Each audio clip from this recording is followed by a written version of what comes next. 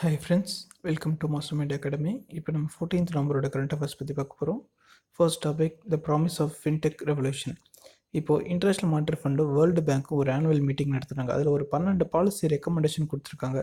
ஃபியூச்சராக வரப்போகிற டெக்னாலஜி நம்ம எப்படி பெட்டராக யூஸ் பண்ணிக்கலாம் அப்படின்னு சொல்லிட்டு இந்த அஜெண்டா பேர் வேலி இன் ஃபின்டெக் அஜெண்டா அப்படின்னு சொல்கிறாங்க. இது வந்து ஒரு ரோட் மேப் கைடன்ஸ் மாதிரி எல்லா கண்ட்ரீஸ்க்கும் ஒரு பாலிசி டிசைன் பண்ணாங்கன்னா இது கைட்லைனை யூஸ் பண்ணி டிசைன் பண்ணலாம். இது ஒரு முக்கியமான ஆஸ்பெக்டாக, மேனேஜிங் ரிஸ்க்கும் முக்கியமான ஆஸ்பெக்டாக சொல்கிறாங்க.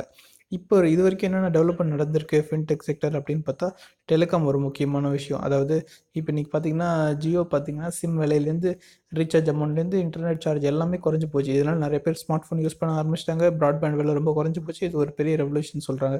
ஸோ இன்னும் நிறைய cryptography, biometrics, big data, machine learning இதெல்லாம் வச்சு இன்னும் நிறைய அட்வான்ஸ்மெண்ட் வர வேண்டியிருக்கு. ஸோ அது மட்டும் இல்லாமல் பேங்கிங், நான் பேங்கிங் எல்லா செக்டர்லையுமே இன்றைக்கி சர்வீஸ் எல்லாமே ரொம்ப ஸ்பீடாக நடக்குது. எக்ஸாம்பிள் பேங்க்கில் பார்த்தா பேமெண்ட்டுக்கு இன்றைக்கி நிறைய மோடு வந்துச்சு. WhatsApp payment, Truecaller payment, Google Pay, நிறைய பேமெண்ட் வந்துருச்சு. கிளியரிங் செட்டில்மெண்ட்லாம் ரொம்ப ஸ்பீடாக நடக்குது இப்போலாம். ஸோ வேறு என்ன டெவலப்மெண்ட் அப்படின்னு பார்த்தினாக்கா, எக்கனாமிக் அண்ட் சோஷியல் இம்பேக்ட் என்னென்னு பார்த்தாக்கா, இப்போது கவர்மெண்ட் வந்து டைரெக்டாக ஃபண்டை வந்து அந்த பர்சன்ஸ்க்கே ட்ரான்ஸ்ஃபர் பண்ண முடியுது. இதனால் நிறையா மால் ப்ராக்டிஸ்லாம் தடுக்கப்படுது. So tax base actually extend பண்ணியிருக்காங்க. இதனால் கவர்மெண்ட்டுக்கு நிறைய டேக்ஸ் அமௌண்ட் கிடைக்குது. அதனால் அவங்க திரும்ப பப்ளிக்கு நிறைய இன்வெஸ்ட் பண்ணுறதுக்கு அவங்கக்கிட்டையும் நிறைய சோர்ஸ் இருக்குது அப்படின்னு சொல்கிறாங்க. இவ்வளோ நல்ல விஷயம் இருந்தாலும் சம் கெட்ட விஷயமும் இருக்கிறதா செய்யுது. Data privacy, data security, money laundering, இந்த மாதிரி கெட்ட விஷயங்களும் இருக்கிறதா செய்யுது. எக்ஸாம்பிள் இந்த கிரிப்டோ கரன்சி பார்த்தா ப்ரைஸ் வாலட்டிலிட்டி எல்லாமே ரொம்ப வெரி ஆகிட்டே இருந்துச்சு. ஸோ அதனால் இன்வெஸ்டரோட எண்ணிக்கை குறைய ஆரம்பிக்கும். மால் ப்ராக்டிஸ் நிறைய நடக்கும். ஸோ மானிட்டரி பாலிசியில் நிறைய டிரான்ஸ்மிஷன் நடக்கும். குவார்டர்லி ஒன்ஸ் பாலிசி கொடுப்பாங்களே, அதில் நிறைய வேரியேஷன் வர சான்ஸ் இருக்கும். லெண்டர் ஆஃப் லாஸ்ட் ரிசல்ட் அப்படின்னு சொல்கிற ஆர்பிஐ இந்த மாதிரி பிரச்சனைகள் வந்துச்சுன்னா அவங்க டைரெக்டாக தலையிட வேண்டியது இருக்கும். நெக்ஸ்ட்டு, நாட் பர்னிங் பிரைட், அதாவது ஹியூமன் டைகர் கான்ஃப்ளிக்ட். இப்போ ரீசெண்டாக 2 இடத்துல, யவத்மால் இன் மகாராஷ்டிரா அண்டு டூத்வா இன் உத்தரப்பிரதேஷ், இந்த 2 இடத்துலையும் வந்து டைகர் கில்லிங் நடந்திருக்கு. ஆக்சுவலி நம்ம ப்ராஜெக்ட் டைகர்னு சொல்லிட்டு டைகரை ரொம்ப சேவ் பண்ணுறவங்க. மொத்தமாக வேர்ல்டில் இருக்கிற டைகரில் 70% ஆஃப் டைகர் நம்ம கிட்ட தான் இருக்குது. நம்ம கிட்ட இருக்கும் மொத்தம் ஜியாகிரபிக்கல் ஏரியாவில் 2.4% வந்து டைகர் ரிசர்வாக தான் இருக்குது. அப்படி இருந்தும் இந்த மாதிரி கில்லிங் நடக்குது. இதுக்காக இப்போ வந்து நேஷனல் டைகர் கன்சர்வேஷன் அத்தாரிட்டின்றவங்க ஒரு ஸ்டாண்டர்ட் ஆப்ரேட்டிங் ப்ரொசீஜர்ஸ்னு சொல்லி சில ப்ரொசீஜர் கொடுத்துருக்காங்க. என்னென்னா 24/7 ப்ராப்பராக மானிட்டர் பண்ணணும். நல்ல டெக்னாலஜி யூஸ் பண்ணிவிட்டு இந்த காரிடார்லாம் பத்திரமா மேனேஜ் பண்ணணும். இந்த ஃப்ரண்ட்லைன் கெப்பாசிட்டியெல்லாம் நல்லா பில்ட் பண்ணணும். ஒரு வில்லேஜ் டீம் மாதிரி அமைச்சு இந்த மாதிரி டைகர் இங்கே பார்த்தீங்கன்னா இன்ஃபார்ம் பண்ணுங்கள் அப்படின்னு சொல்லணும் அப்படின்னு சில இன்ஃபர்மேஷன் வச்சுருக்காங்க. நெக்ஸ்ட் டாபிக், 4 கார்னர்ஸ் அந்த quartz agenda. Actually quadrilateral group அப்படின்னா இந்தியா, ஜப்பான், ஆஸ்திரேலியா, யூஎஸ் இந்த 4 பேரும் இவங்க இப்போ ரீசெண்டாக இப்போ சிங்கப்பூரில் மீட் பண்ணியிருக்காங்க. என்ன பற்றி பேச போகிறாங்கன்னா, infrastructure project, humanitarian disaster response mechanism, அது இல்லாமல் ரீஜனல் டெவலப்மெண்ட்டாக பார்த்தா மால்தீவ் எலெக்ஷன்ஸு, ஸ்ரீலங்காவில் இருக்கிற கன்ஃபியூஷன்ஸு, நார்த் கொரியாவில் இருக்கிற டெவலப்மெண்ட்டு, இந்த மாதிரி விஷயங்களை பற்றிலாம் பேச போகிறாங்க. இது வந்து சைட்லைன்ஸ் ஆஃப் இந்த ஈஸ்ட் ஏஷியா சப்மிட் இப்போ சிங்கப்பூரில் நடக்குது. Regional comprehensive economic partnership submit நடக்குது. ஏஷியான் இந்தியா இன்ஃபார்மல் சப்மிட் நடக்குது. இதுக்கெல்லாம் சைட்லைனாக இப்போ நடக்குது.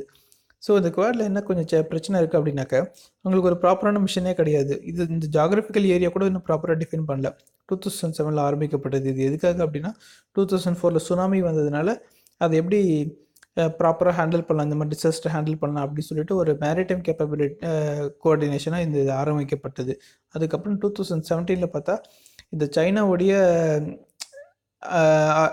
விஷயங்கள்லாம் நிறையா இந்த மேரிடைமில் நிறையா அவங்க தப்பு பண்ணுறதுனால அவங்கள அப்போஸ் பண்ணுற மாதிரியான குரூப்பாக இது மாறிடுச்சு அப்படின்னு சொல்கிறாங்க.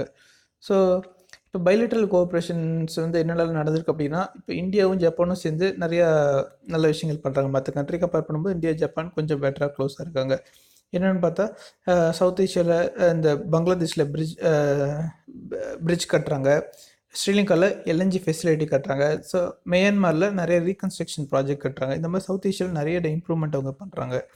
இப்போ அதே மாதிரி ஆஸ்திரேலியாவும் வந்து ஒரு இன்ஃப்ராஸ்ட்ரக்சர் ப்ராஜெக்ட் பில்ட் பண்ணுறதுக்கு ஒரு அமௌண்ட் கொடுக்குறதா சொல்கிறாங்க. ஸோ இந்த மாதிரி நல்ல விஷயங்கள் இருந்தாலும் ஒரு சின்ன டிஃப்ரென்சஸ் இருக்குது யூஎஸ்க்கும் இந்தியாவுக்கும். அதாவது நம்ம வந்து இந்த பசிபிக் ஓஷனில் நம்மளும் ஜப்பானும் கொஞ்சம் நிறைய ஆக்குபை பண்ணுறோம். இண்டோ பசிபிக் ஓஷன் அப்படின்னு அவங்களுக்கு ஒரு ஃபீல்டு இருக்குது. அதே மாதிரி ஆஸ்திரேலியா வந்து நம்ம ரீசெண்டாக மலபார் ஆக்சிஸில் வந்து நம்ம அவங்களை சேர்த்துக்கவே இல்லை. ஸோ அவங்க கொஞ்சம் முன்னாடி ஆஸ்திரேலியா நம்மளை விட்டு கொஞ்சம் போகிற மாதிரி கொஞ்சம் டாக்ஸ்லாம் இருந்துச்சு. அதனால் அவங்க கொஞ்சம் அந்த மாதிரி இருந்ததுனால இப்போ ரீசெண்டாக நடந்த மலபார் எக்ஸசைஸில் நம்ம அவங்கள கூப்பிடல. ஸோ இந்தியா மட்டும் தான் இந்த இருக்கிற 4 பேரில் வந்து எந்த மெம்பர் கூட இன்னும் ட்ரீட்டி அலைன்ஸே இல்லாமல் சும்மா ஒரு ஓரளவு நடந்துகிட்ருக்கு. Next, leadership for academics academicians programme and annual refresher programme in teaching அப்படி சொல்லிட்டு ஒரு 2 புதுசான ஒரு ஸ்கீம்ஸை வந்து union ministry of human resource development கொண்டு வந்திருக்காங்க.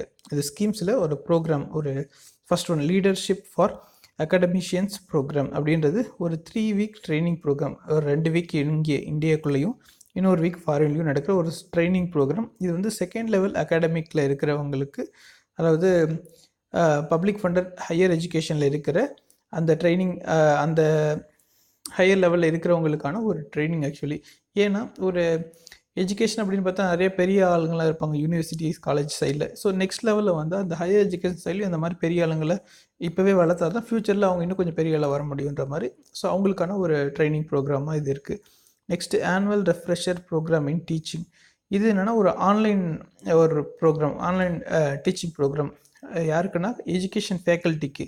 ஸோ ஒரு இதில் வந்து ஒரு 15 lakh ஹையர் எஜுகேஷன் ஃபேக்கல்ட்டிக்கு இது ட்ரைனிங் ப்ரோக்ராம் நடக்குது. இது ஸ்வயம் அப்படின்ற பிளாட்ஃபார்ம் மூலிமா நடக்குது. அது ஒரு ஆன்லைன் பிளாட்ஃபார்ம். ஸோ இதுக்காக வந்து ஒரு 75 நேஷ்னல் ரிசோர்ஸ் சென்டர்ஸ், அதாவது ஒரு ஹையர் இன்ஸ்டிடியூஷன்ஸை வந்து இவங்க இந்த ட்ரைனிங்காக வச்சுருக்காங்க. Next global digital content market 2018. இப்போது இது வந்து இந்த மார்க்கெட் வந்து இப்போ ரீசெண்டாக டெல்லியில் நடந்தது. யார் கீழே நடந்ததுன்னா, யார் ஹோஸ்ட் பண்ணோம்? Department of industrial policy and promotion. நம்ம தான் அதை ஹோஸ்ட் பண்ணோம். இதில் நிறைய விஷயங்களை பற்றி பேசினாங்க. Music, film, broadcasting, publishing, collective management, emerging models, இந்த மாதிரி நிறைய விஷயங்களை பற்றி பேசியிருக்காங்க. ஸோ இது வந்து வேர்ல்டு இன்டெலெக்சுவல் ப்ராப்பர்ட்டி ஆர்கனைசேஷன் அவங்க நடத்துகிற ஒரு கான்ஃபரன்ஸு. இப்போது இந்த வருஷம் இந்தியா ஹோஸ்ட் பண்ணாங்க. இந்த வருஷம் ஃபோக்கஸ் மெயினாக எங்கேன்னு பார்த்தா ஏஷியா பசிஃபிக்கில் தான் ஃபோக்கஸ். இது வந்து இப்போதைக்கு நடக்கிறது செகண்ட் எடிஷன். ஃபஸ்ட் எடிஷன் எங்கே நடந்ததுன்னு பார்த்தா ஜெனிவாவில் நடந்தது 2016. இதனுடைய ஹெட் குவார்ட்டர்ஸும் ஜெனிவாவில் தான் இருக்குது. வேர்ல்டு இன்டெலெக்சுவல் ப்ராப்பர்ட்டி ஆர்கனைசேஷனோட ஹெட் குவார்ட்டர்ஸும் ஜெனிவாவில் தான் இருக்குது. ஸோ அவங்களோட முக்கியமான எய்ம் என்னன்னாக்கா ஒரு க்ரியேட்டிவான ஆர்டிஸ்ட் வந்து ப்ராப்பராக ரெமுனரேட் பண்ணணும் அப்படின்றது ஒரு விஷயமா இருக்குது. நெக்ஸ்ட்டு இந்தியா வந்து இந்த வேர்ல்டு இன்டெலெக்சுவல் ப்ராப்பர்ட்டி ஆர்கனைசேஷன் அவங்ககிட்ட 2 ட்ரீட்டி இருக்குது. Copyright treaty, performance and phonograms treaty. இந்த 2 ட்ரீட்டிலையும் இந்தியா வந்து இப்போது அப்ரூவ் பண்ணியிருக்கு. இது எதுக்காக அப்படின்னா, நம்ம இந்த ப்ரொடெக்ஷன் காப்பிரைட்லலாம் வந்து இன்டர்நேஷ்னல் ஐபி அளவுக்கு கவரேஜ் ஆகும். இப்போ நம்ம இது வரைக்கும் இந்தியாவுக்குள்ளே இந்த ஐபி ஏதாச்சும் இஷ்யூ வந்ததுன்னா, இந்த காப்பிரைட் இஷ்யூ அப்படிலாம் இந்தியாவுக்குள்ளே தான் இருந்துச்சு. இப்போ இன்டர்நேஷ்னல் லெவல் வரைக்கும் நம்மள ஐட்டம்ஸ் யாரும் காப்பிரைட் பண்ண முடியாத அளவுக்கு கொஞ்சம் ஸ்ட்ராங்காக ஆயிருக்கும் இந்த ட்ரீட்டி சைன் பண்ணதுனால. ஸோ ஆக்சுவலி இந்தியா வந்து குளோபல் இன்னோவேஷன் இண்டெக்ஸ் ரேங்க்கு, இதில் வந்து இந்தியா வந்து 24 பிளேசஸ் முன்னே வந்திருக்கு. 2015 ரேங்கிங்லேருந்து பார்க்கும்போது 24 பிளேசஸ் முன்னே வந்து இப்போ 57th ரேங்க்கில் இருக்குது. ஸோ சென்ட்ரல் அண்ட் சதர்ன் ஏஷியாவில் பார்த்தா இந்தியா தான் வந்து டாப் ரேங்க்டு எக்கானமியாக இருக்குது. ஸோ இந்த மாதிரி இன்னோவேஷன் திங்ஸ்லாம் இந்தியா வந்து ரொம்ப அவுட் பர்ஃபார்ம் பண்ணியிருக்குன்னு சொல்கிறாங்க. Next second start up India investment seminar in பீஜிங்கில் இப்போ வந்து ஒரு இந்தியன் எம்பசியும் அவங்க ஸ்டார்ட் அப் இந்தியா அசோசியேஷன், அவங்க வெஞ்சர் குருகுல் அப்படின்றவங்க இந்த ஆர்கனைசேஷனில் சேர்ந்து இப்போ second start up investment seminar நடத்துனாங்க. எதுக்காக அப்படின்னாக்கா இந்தியன் யூத்னுடைய இந்த innovation and entrepreneurship of Indian யூத்தை ப்ரொமோட் பண்ணுறதுக்காக, ஆஸ் வெல் அஸ் நம்மளுடைய பிஸ்னஸில் சைனீஸோட இன்வெஸ்ட்மெண்ட்டை இன்க்ரீஸ் பண்ணுறதுக்காக சைனீஸ் இன்வெஸ்டர்ஸை கொண்டு வராங்க. 2 டைப் ஆஃப் இன்வெஸ்டர்ஸ் இருக்காங்க, venture capitalist and angel investors. Venture கேபிட்டலிஸ்ட்னால் அவங்க வந்து இந்தியன்ஸ் பண்ணுற ஒரு பிஸ்னஸில் இன்வெஸ்ட் பண்ணுவாங்க, அதுக்கான ஒரு ப்ராப்பர் கேபிட்டல் கொடுப்பாங்க, அந்த வெஞ்சரை ஸ்டார்ட் பண்ணி விட்டுட்டு ஒரு அந்த கம்பெனியை ரொம்ப ஹெல்ப் பண்ணிவிட்டு இவங்க அதில் வர வருமானத்தில் கொஞ்சம் எடுத்துப்பாங்க. பட் அவங்களுக்கு ஈக்விட்டி ஷேர்ஸ்லாம் இருக்காது. வேறு ஏஞ்சல் இன்வெஸ்டர்ஸ் என்ன பண்ணுவாங்க, அவங்களுக்கு வந்து பிஸ்னஸ் ஸ்டார்ட் பண்ண ஹெல்ப் பண்ணி பணம் கொடுத்து ஹெல்ப் பண்ணுவாங்க. அதுக்கு பதிலாக அவங்க வந்து ஒரு ஈக்விட்டி ஷேர் இருக்கும், இந்த கம்பெனியில் இவ்வளோ ஷேர் எனக்கு அந்த மாதிரி இருக்கும். வேறு வெஞ்சர் கேபிட்டலிஸ்ட்க்கு ஷேர் இருக்காது, பட் ப்ராஃபிட் மட்டும் இருக்கும். Next new index to check ease of doing agri business. Ease of doing பிஸ்னஸ்னு ஒன்று இருக்குது இப்போ. பட் இந்தியாவுக்குள்ள ஈஸ் ஆஃப் டூயிங் அக்ரி பிஸ்னஸ்னு ஒன்று புதுசாக ஒன்று வரப்போது. நல்லா பர்ஃபார்ம் பண்ணுற ஸ்டேட்ஸுக்கெலாம் இந்த இண்டெக்ஸ் அதிகமாக இருக்கும். மெயினாக எதுலெல்லாம் மார்க்கெட்டிங், லேண்டு, கவர்மெண்ட் ரிஃபார்ம், இந்த மாதிரி விஷயங்கள்லாம் ப்ராப்பராக பர்ஃபார்ம் பண்ணுறவங்களுக்கு இந்த ரிஃபார்மில் ஹையர் ரேங்க் கிடைக்கும். இதுக்காக ஒரு ஆன்லைன் டேஷ்போர்டு வச்சு மெயின்டைன் பண்ண போகிறாங்க நெக்ஸ்ட் இயர் ஜனவரி 2019. ஸோ இதில் மெயினாக என்னென்ன பேராமீட்டர் இருக்குன்னா, அக்ரிகல்ச்சரோட இன்வெஸ்ட்மெண்ட்டு, அது அக்ரிகல்ச்சர் எப்படி ப்ரொடக்டிவிட்டியாக கொண்டு வந்திருக்காங்க, இன்புட் எப்படி குறைச்சிருக்காங்க, ரிஸ்க் மிட்டிகேஷன் மெஷர்ஸ் என்னெல்லாம் பண்ணியிருக்காங்க அப்படின்னு சொல்லிட்டு 2 அப்சல்யூட் அஸ் வெல் அஸ் இன்க்ரிமெண்டலாக 2 யாரெல்லாம் இம்ப்ரூவ் பண்ணியிருக்காங்களோ அவங்களுக்கு வந்து ரிவார்ட் பண்ண போகிறாங்க. ஸோ இப்போ ஆக்சுவலி ஆல்ரெடி நித்தி கிட்ட agricultural marketing and farm friendly reforms அப்படின்னு ஒன்று இருக்குது. இப்போ இருக்கிறது இன்னும் கொஞ்சம் வைடரான ஆக்டிவிட்டி. அதாவது மார்க்கெட்டிங் ரிஃபார்ம்ஸை வந்து ஒரு 25% கவர் பண்ணும். கவர்னன்ஸ் அண்ட் லேண்ட் ரிஃபார்ம்ஸ் இதனால ஒரு 20% வெயிட்டிங் வரும். ஸோ அது மட்டும் இல்லாமல் இந்த reduction of cost of farm inputs அதில் ஒரு 20% வெயிட்டேஜ் வரும். So crop and livestock insurance அதில் ஒரு 15% வெயிட் வருது. Productivity and investment in agriculture இதில் ஒரு 10% வெயிட்டேஜ் வருது. ஸோ இது வந்து கொஞ்சம் வைடராக இருக்குது. இந்த ஆல்ரெடி நித்திய கிட்ட இருக்கிற ஸ்கீம் இண்டெக்ஸை விட இது கொஞ்சம் வைடரான ஸ்கீம்னு சொல்கிறாங்க. ஆக்சுவலி இது வந்து ஒரு ப்ராசஸ் ஓரியன்டட் ஸ்கீம்னு சொல்கிறாங்க. அக்ரிகல்ச்சர் வந்து ஆக்சுவலி ஸ்டேட் சப்ஜெக்டில் இருக்குது. ஸோ நம்ம எவ்வளோ பெட்டராக பண்ணமோ அதுக்கேற்ற மாதிரி ஒவ்வொரு ஸ்டேட்டுக்கும் பெட்டரான ரேங்க் கிடைக்கும்னு சொல்கிறாங்க. இதனால் ஒவ்வொரு ஸ்டேட்டுக்கு இடையும் ஒரு பாசிட்டிவ் காம்படிஷன் வரும் அப்படின்ற மாதிரி எதிர்பார்க்குறாங்க. இந்த சாயிலில் வந்து சாயிலுக்கு வர இன்புட்டோட எப்படி குறைக்கலாம் அப்படின்னாங்க, health card, soil health card, organic farming, micro irrigation இந்த மாதிரி விஷயங்களை வச்சு அங்கே கொடுக்க போகிற இன்புட்டை குறைக்க முடியும், ஃபார்ம் இன்புட்ஸை குறைக்க முடியும். அது சாயிலில் பெட்டராக இருந்தால் ஃபார்ம் இன்புட்ஸை குறைக்க முடியும் அப்படின்னு சொல்கிறாங்க. Next ready MSP to stubble bonus national green tribunal. இப்போது ஸ்டபுள் பர்னிங் அப்படின்னு ஒன்று இருக்குது. இந்த செடிகளை வந்து அப்படியே பேர்ன் பண்ணிடுறது, கடைசி அதனுடைய அந்த வேர்கள் தரையில் ஒட்டி இருக்கிறத சரியாக களை எடுக்காமல் அப்படியே பேர்ன் பண்ணிடுறது. இப்போது இது மாதிரி நடக்கிறதுனால டெல்லி, பஞ்சாப், ஹரியானா, உத்தரப்பிரதேசில் நிறைய பொல்யூஷன் அதிகமாக இருக்குது. ஸோ இப்போ நேஷ்னல் கிரீன் ட்ரிபியூனல் அவங்களே டைரெக்டாக இன்வால்வ் ஆகிட்டு இந்த மாதிரி பண்ணுறவங்களுக்கு நாங்கள் நிறையா ஃபைன் போட போகிறோம், வேறு இந்த மாதிரி பண்ணாதவங்களுக்கு நாங்கள் நிறைய இன்சென்டிவ் கொடுக்க போகிறோம். ஸோ ரெண்டுமே நடக்க போகுது அப்படின்னு சொல்கிறாங்க. இந்த விஷயங்கள்லாம் என்ன நடக்கும், அட்வர்ஸ் ஏர் குவாலிட்டி ரொம்ப ஒஸ்ட்டாக கெடுது. இதனால சிட்டிசன்ஸ்க்கு நிறையா லைஃபே பாதிக்கப்படுது. ஸோ இப்போ இந்த நேஷ்னல் கிரீன் ட்ரிபியூனல் யாருன்னு பார்த்தாக்கா, நேஷ்னல் கிரீன் ட்ரிபியூனல் ஆக்ட் 2010 படி பார்லிமெண்ட் ஆக்ட்னால உருவாக்கப்பட்ட ஒரு ட்ரிபியூனல். இது வந்து என்விரான்மெண்டல் இஷ்யூஸ் பற்றி அந்த மாதிரியான கேஸ்லாம் சரி பண்ணி சீக்கிரமாக டிஸ்போஸ் பண்ணுறதுக்கான ஒரு ட்ரிபியூனல். இதனோட இன்ஸ்பிரேஷன் எங்கன்னு பார்த்தா ஆர்டிகல் 21 உருவாக்கப்பட்டது. அதாவது ரைட் டு ஹெல்த் என்விரான்மெண்ட். அதுலேருந்து அது இன்ஸ்பிரேஷனாக எடுத்தது தான் இந்த நேஷனல் கிரீன் ட்ரிபியூனல் ஆக்ட் வச்சு நேஷனல் கிரீன் ட்ரிபியூனலில் கொண்டு வந்திருக்காங்க. ஸோ இங்கே என்னென்னலாம் கேஸ் சரி பண்ணுவாங்க பார்த்தா, environmental protection, conservation of forest, other natural resources சம்மந்தமான கேஸ்லாம் இவங்க சரி பார்ப்பாங்க. இவங்க என்ன பண்ணணும்னா என்ஃபோர்ஸ்மெண்ட் பண்ணலாம். அதாவது லீகல் ரைட்டு, என்விரான்மெண்ட் சம்மந்தமான லீகல் ரைட்டை என்ஃபோர்ஸ் பண்ணலாம், ரிலீஃப் கொடுக்கலாம், காம்பன்சேஷன் வாங்கி தரலாம் டேமேஜுக்கு, ஒரு பர்சன்ஸ் இருந்தாலும் சரி, ப்ராப்பர்ட்டி இருந்தாலும் சரி. இந்த மாதிரி என்விரான்மெண்ட் சம்மந்தமான விஷயங்களுக்கெல்லாம் இவங்க ஹெல்ப்ஃபுல்லாக இருப்பாங்க. இவங்களோட லிமிடேஷன்ஸ் என்ன பார்த்தாக்க, இவங்க வந்து சில மேட்டர்ஸ்லாம் கேட்க முடியாது. என்னென்னா wildlife protection act 1972, Indian forest act 1927, various laws, state government போட்டிருக்கிற இந்த ஃபாரஸ்ட் ட்ரீ ப்ரிசர்வேஷன் சம்மந்தமான சில லாஸ் பற்றிலாம் இவங்க வந்து பெருசாக கேஸை எடுத்துக்க முடியாது. அது மட்டும் இவங்களோட லிமிடேஷனாக இருக்குது. Next report 6 climate risk from India in Indian AC units. Actually 2022 ஒரு ரிப்போர்ட் சொல்கிறாங்க. 2022 என்ன இருக்க போகுதுன்னா, வேர்ல்டில் இருக்கிற மொத்த ஏர் கண்டிஷனில் 1/4 வந்து இந்தியாவில் தான் யூஸ் பண்ண போகிறாங்க. இது வந்து கிளைமேட்டுக்கு ஒரு மிகப்பெரிய ரிஸ்க் அப்படின்ற மாதிரி சொல்கிறாங்க. ஏன் ரிஸ்க்னா, அந்த ரெஃப்ரிஜரண்ட்டில் ஒரு கூலண்ட் இருக்கும். அது வந்து குளோபல் வார்மிங் அதிகப்படுத்துறதுக்கான ஒரு கெமிக்கல். அது என்ன கெமிக்கல்னா ஹைட்ரோஃப்ளோரோ கார்பன்.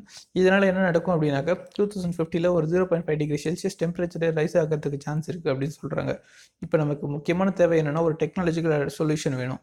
அதாவது இந்த என்விரான்மெண்ட் இம்பேக்ட் வந்து ஒரு 1/5 குறைக்கணும், ஆஸ் வெல் அஸ் எலக்ட்ரிசிட்டியை ஒரு 75% குறைக்கணும். அது வந்து இன்றைக்கி வந்து ரொம்ப முக்கியமான விஷயமா இருக்குது. ஸோ இது வந்து இதெல்லாம் பண்ணால் தான் நம்ம இந்த எலக்ட்ரிசிட்டி பர்டன்லாம் கொஞ்சம் குறைக்க முடியும். அதுக்கப்புறம் ஹைட்ரோ கார்பன் சொன்னோம் இல்லையா, ஹைட்ரஜன், கார்பன், ஃப்ளோரின், இதனால் ஏற்பட்ட ஒரு ஆர்கானிக் காம்பவுண்ட் தான் இந்த ஹைட்ரோஃப்ளோரோ கார்பன். இது வந்து ஒரு ஓசோன் டெப்ளிட்டிங் சப்ஸ்டன்ஸ். அந்த ஓசோன் லேயரில் ஹோல் உருவாக்கி டெம்பரேச்சர் குளோபல் வார்மிங் அதிகப்படுத்துகிற ஒரு சப்ஸ்டன்ஸு. இதை ஃபேஸ் அவுட் பண்ணணும்னு சொல்லிட்டு தான் கிகாலி அக்ரிமெண்ட்டுன்னு சொல்லிட்டு ஒரு 107 கண்ட்ரி வந்து இந்த கியோட்டோ ப்ரோட்டோக்கால் அமெண்ட்மெண்ட் பண்ணி இதை கொண்டு வந்தாங்க. ஸோ இதில் வந்து 2045 ஹைட்ரோஃப்ளோரோ கார்பனை வந்து கம்ப்ளீட்டாக குறைக்கணும் அப்படின்னு சொல்லியிருக்காங்க. அதனால் என்ன நடக்கும்னா, 2050 அப்போ ஒரு 0.5 டிகிரி செல்சியஸ் டெம்பரேச்சர் குறையும் அப்படின்னு எதிர்பார்க்குறாங்க. India, China, United states, Europe அந்த மாதிரி நிறைய கண்ட்ரிஸ் வந்து இது 85% வந்து 2045 குறைச்சிடுவாங்க அப்படின்னு எதிர்பார்க்கப்படுது. Next Indian health fund. Indian health fund அப்படின்றது என்னென்னா, டாடா ட்ரஸ்ட்டுக்குள்ளே இருக்கிற இந்த குளோபல் ஃபண்டு அப்படின்ற Tata trust and global fund 2 பேருமே சேர்ந்து அமைச்ச இந்தியன் ஹெல்த் ஃபண்டு. இது வந்து ஒரு 4 இன்னோவேட்டர்ஸை கண்டுபிடிச்சிருக்கு. எதுக்காகனாக்கா, இந்த டியூபர்குலோசிஸ், மலேரியா இந்த மாதிரி டிசீஸ் எல்லாம் ஃபைன் பண்ணி எரடிகேட் பண்ணுறதுக்காக ஒரு 4 இன்னோவேட்டர்ஸை கண்டுபிடிச்சிருக்கு. ஸோ உங்களோட முக்கியமான வேலை என்ன அப்படின்னாக்கா, ஒரு நல்ல லேட்டஸ்டான டெக்னாலஜி யூஸ் பண்ணி இதை ஏர்லியாக சீக்கிரமாக டிடெக்ட் பண்ணி ஒரு ப்ராப்பராக ட்ரீட்மெண்ட் கொடுத்து இதை அவங்கள சரிப்படுத்தணும். ஒரு ப்ரைமரி ஹெல்த் கேர் ஃபெசிலிட்டிலாம் ரொம்ப எக்யூப்டாக இருக்கணும் அப்படின்றது தான் இவங்களோட மோட்டோவாக இருக்குது. கவர்மெண்ட்டோட டார்கெட் என்னன்னாக்கா, டிபியை 2025 கம்ப்ளீட்டாக எலிமினேட் பண்ணணும், மலேரியாவை 2030 எலிமினேட் பண்ணணும்.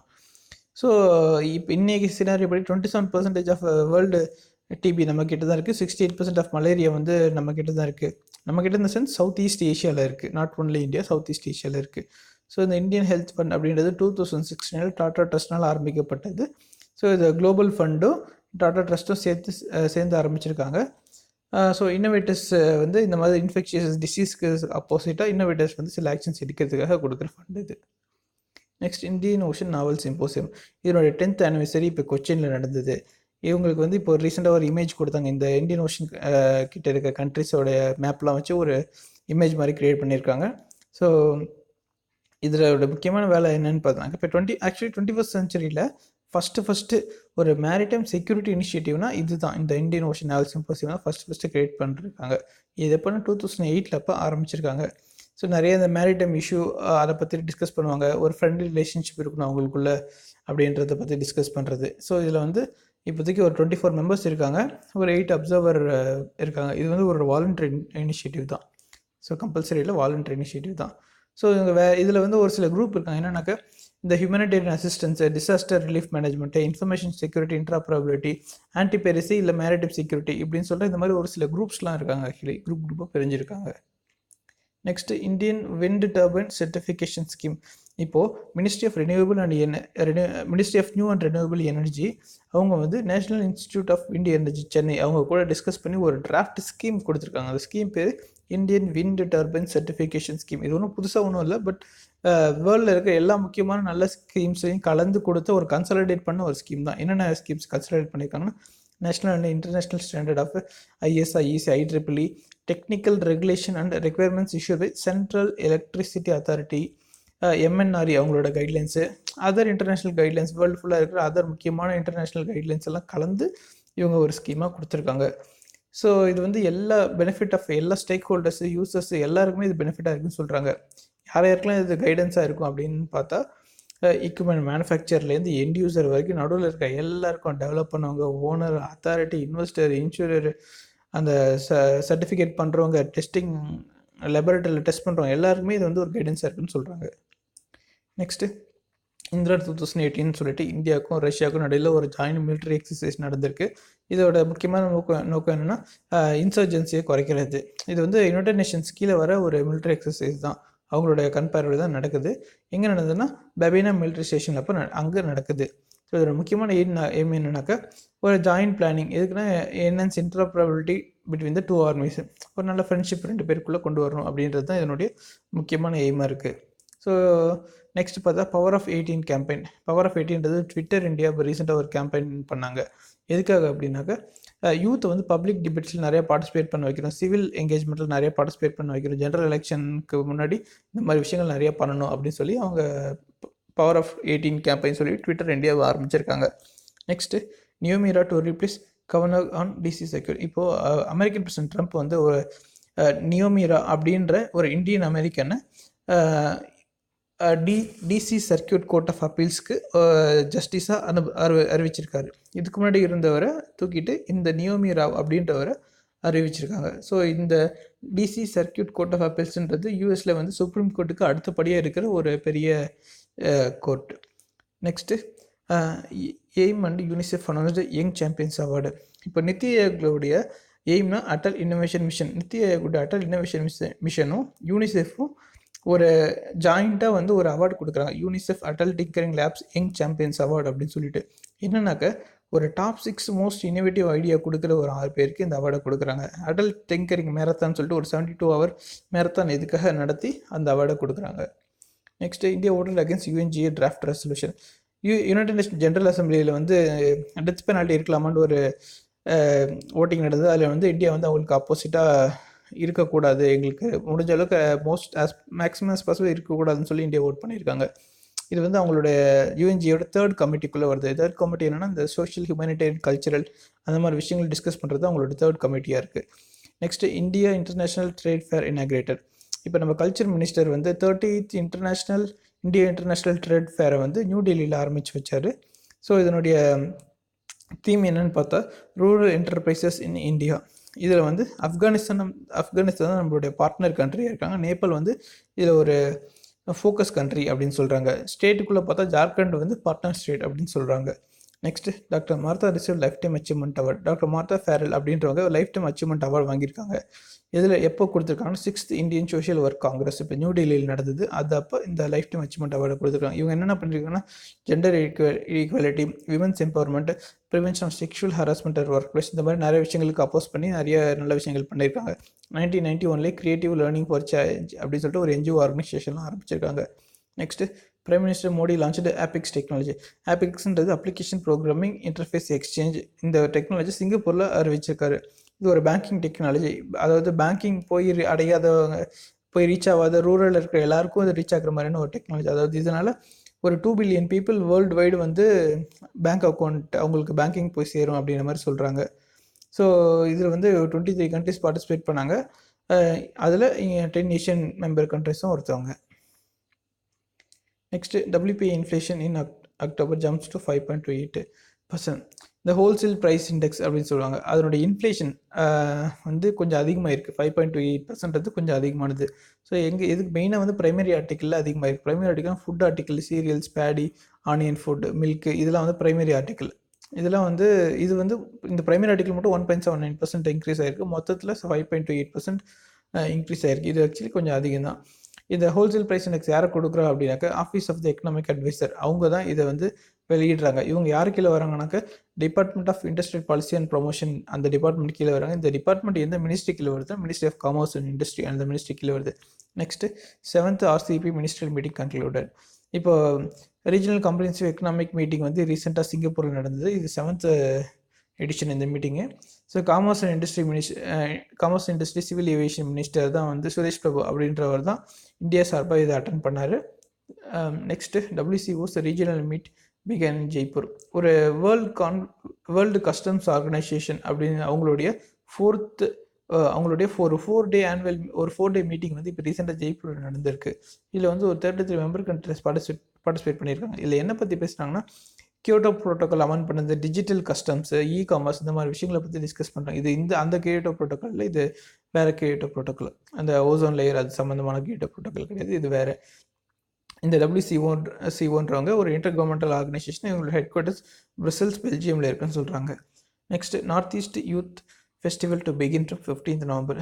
திருப்பூராவில் 6th north east youth festival வந்து 15th நவம்பர் அன்றைக்கி ஆரம்பிக்குது. இதில் நிறைய ஸ்போர்ட்ஸு, கல்ச்சுரல் ஈவெண்ட்டு, இந்த folk music, dance, martial arts, rock music, இந்த மாதிரி விஷயங்கள்லாம் வந்து நடக்குது. இது ஒரு 3 டே ஃபெஸ்டிவலாக இருக்குது. இதனோட 5th எடிஷன் எங்கே நடந்தது அப்படின்னா சிக்கிமில் நடந்தது 2017. இப்போ 6th எடிஷன் திருப்பூரில் நடக்குது 2018. Next ₹75 commemorative coin to be released. Actually Netaji சுபாஷ் சந்திர போஸ் வந்து போர்ட் பிளேயரில் வந்து 75th ட்ரைகலர் வந்து அப்போ தான் ஹோஸ்ட் பண்ணார் 75 இயர்ஸ்க்கு முன்னாடி. இப்போ அதனுடைய 75 இயர்ஸை கொண்டாடுறதுக்காக நம்ம ₹75 கமமரேட்டிவ் காயின் அடிச்சிருக்காங்க. இதில் வந்து நேதாஜி சுபாஷ் சந்திர போஸ் வந்து ஃப்ளாகை சல்யூட் பண்ணுற மாதிரி பேக்ரவுண்டில் செல்லுலா ஜெயில் இருக்கிற மாதிரி இருக்குது. இந்த coin 50% of silver, 40% of copper, 5% of nickel and 5% of zinc வச்சு செஞ்சுருக்காங்கன்னு சொல்கிறாங்க.